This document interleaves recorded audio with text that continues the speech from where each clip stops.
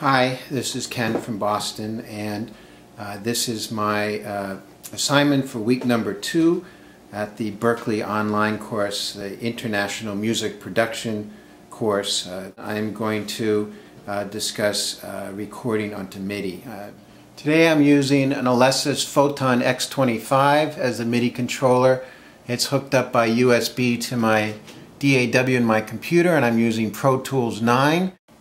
I'm going to name the sessions, and as you can see I've set it to grid mode, and here's another representation of the grid mode.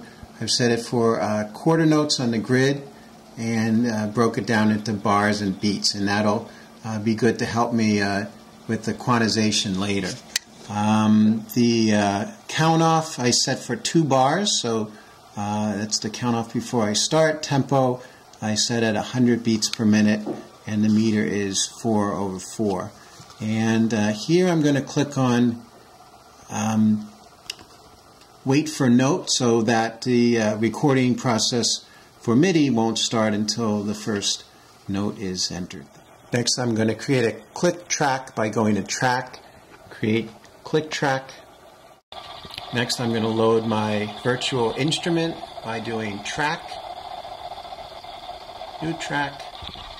I'm going to create a new track in mono, and we're going to use a instrument track. There is an instrument track.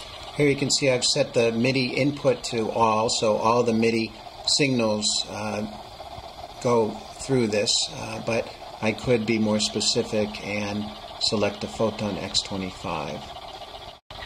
It's important to name the track, and these MIDI notes that we'll create a score to trigger off sounds from the virtual instruments that we're going to load into our DAW. And here we go to Inserts, we do a plug-in, I'll go to Instruments, and I'll use the Expand 2. I'll choose Digital Church Organ, an appropriate sound for today. Next, it's important to push the Record Enable button on the track, and then I'll click this Record Enable button. It's going to wait for the first note.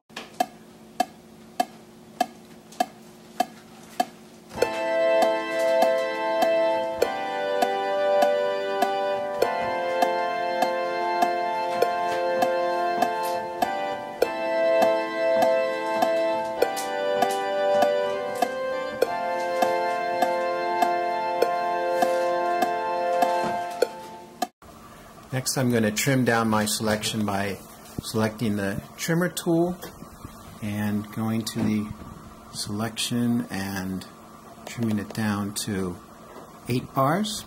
So to quantize or delete notes, I double click on the track and it goes into the Midi editor, and if I want to delete a note like this note, I click on it and just click delete.